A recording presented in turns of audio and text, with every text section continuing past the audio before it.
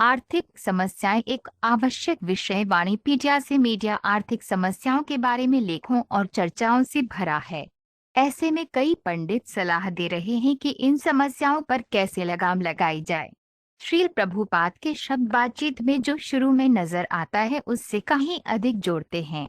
वह सभी आर्थिक समस्याओं के मूल में प्रवेश करता है, मनुष्य की अपनी योग्यता से अधिक पाने की लालसा।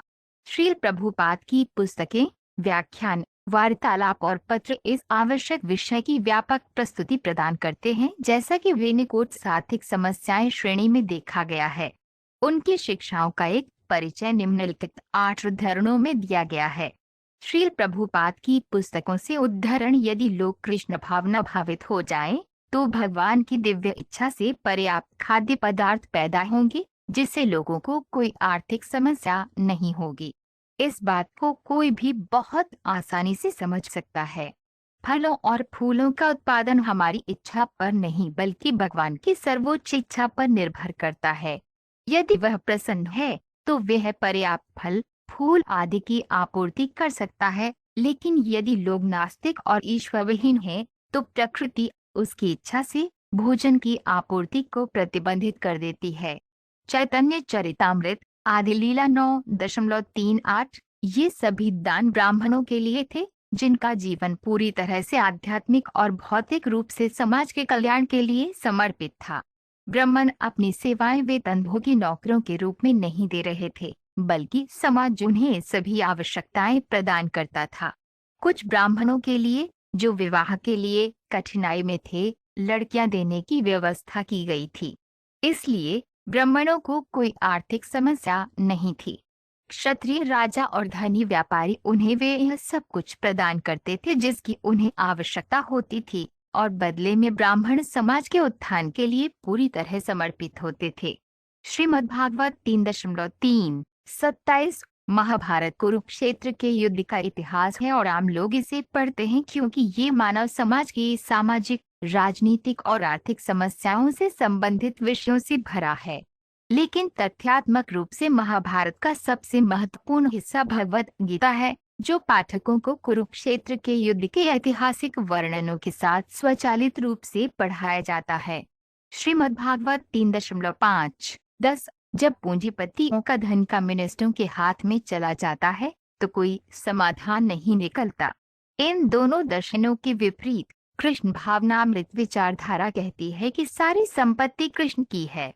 इस प्रकार जब तक सारी संपत्ति कृष्ण के प्रशासन के अधीन नहीं आ जाती, मानव जाति की आर्थिक समस्या का कोई समाधान नहीं हो सकता।